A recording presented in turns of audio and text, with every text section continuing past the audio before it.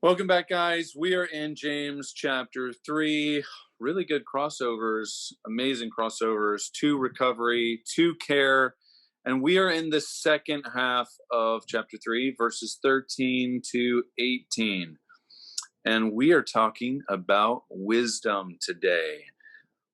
That kind of crosses over to just about anything, I think. Absolutely. But how does this first connect to recovery in your mind, Scott? Yeah, I agree, Nathan. I mean, obviously, we should all start by saying, God, I'm a broken person with hurts, habits, and hangups, and I need wisdom, right? I need wisdom. So that's really the application. But as I started to look more carefully at this, I just think so much of recovery principles are found in James.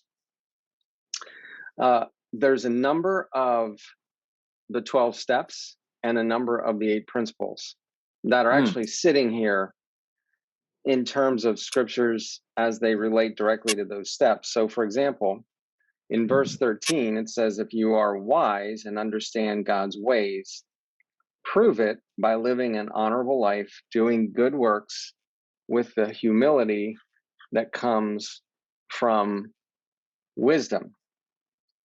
And then 14, but if you are bitterly jealous and there is selfish ambition in your heart, don't cover up the truth with boasting and lying.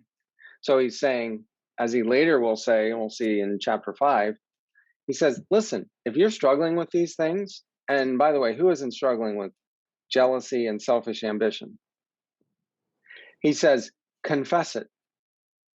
And what's step 5 say? We admitted to God, to ourselves, and to another human being the exact nature of our wrongs. So if we're struggling with something, confess it. I'm not saying put it up on Facebook. I'm not saying put out a tweet about it. I am saying get together with a trusted individual and say, or a counselor, and say, this is what I'm struggling with. That is what James is telling us. And that happens to be step number 5. And then he goes on in this whole section, 13 to 18, describe what a wise and godly life looks like. And so we want to take these various areas that he's describing. Am I jealous? Am I selfish? Am I unspiritual? Yeah. And then also compare the positive. Is my life full of mercy? Is my life full of good deeds? Do I show favoritism? So he's giving a picture of what a Christ-like, godly life would look like. And so we can then come along and say, well, does my life look like this? And of course, in recovery, the heart of the 12 steps is what's called it's called an inventory, a personal inventory. Part of that in Celebrate Recovery is a spiritual inventory. And that's what you're doing in this section. You're looking at your life and you are taking, if you're going to read the scriptures, I think, as they were meant to be read, and you're going to say, okay, I'm reading this not just to memorize it, not just to stand before God one day and pass a quiz, but I'm saying, does my life look like this? Well, we can do that by taking an inventory. So there's crossover there in this section between step 5, confessing our wrongs, and step 4, which says we made a searching and fearless moral, which means straight, moral inventory of ourselves. So I love the crossover between what James is teaching and some of the steps in the 12 steps. Yeah. And then I'll just jump quick to verse 17. He says, but he's comparing wisdom. He says, but the wisdom from above he's saying basically, don't rely on worldly wisdom, rely on the wisdom that's from above. It is, first of all, pure, peace-loving, and goes on to describe it, gentle at all times, willing to yield to others, full of mercy, good deeds. And then that reminds me of principle 8. Now, by the way, if you're listening to this and you're not familiar with what I mean by principle, we have the 12 steps, Christ Celebrate Recovery. uses the Christ-centered version of the 12 steps, which is almost word for word identical to the AA's 12 steps, except that there's a verse or two after each step. But Celebrate Recovery is also based on 8 principles from the Sermon on the Mount. And principle 8 of those 8 principles says, yield myself to God to be used to bring this good news to others, both by my example and by my words, which we just talked about in our last session.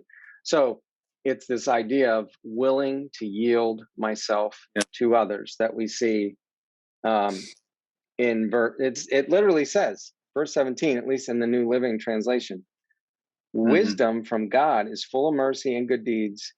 It shows no favoritism. Oh, I'm sorry, just above. It's also peace-loving, gentle at all times, and willing to yield to others.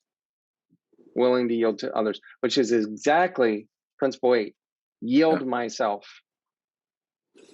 I love that there's this crossover between principles and steps here in the second part of James chapter 3. And it's only 6 verses. So it's very short. A passage to read.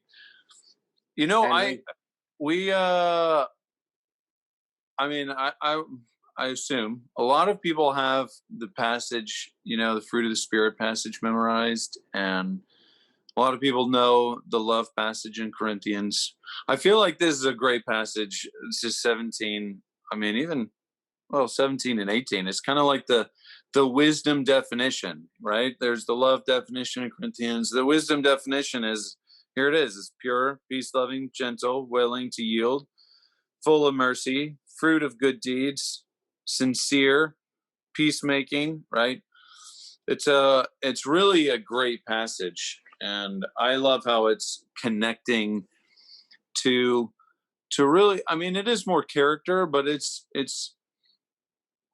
interactive, how you're interacting with yourself and with others, because wisdom is really it's the way we're living. It is right living.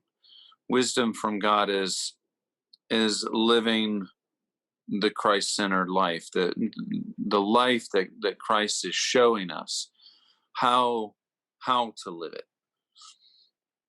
So. Yep. And then I'll just wrap it up by saying, I mentioned principle 4, openly examine and confess my faults to myself, to God. The last phrase in that principle is, and to someone I trust. Yeah. And you'll see that in the 12 steps, you'll see that in steps 4 and 5. But this, and to someone I trust, well, who is that? Well, obviously, hopefully it's God. Though sometimes, if I'm being honest, we may struggle with trusting God. But is there a person that we trust that we could share these things with? Because going back to that little phrase in verse 17, willing to yield to others, to yield to others. That describes the nature of an accountability or sponsorship relationship. Right. We are Christ to one another, so we can listen. We can, use our words. We can use an encouraging gesture or whatever. So to be that action item for people, Yeah. So James continues to fire in all cylinders when it comes to recovery. That's right. I think it's great book for that. So, all right. Well, we'll keep this one a tad on the shorter side. Yeah. Hope you've learned something today.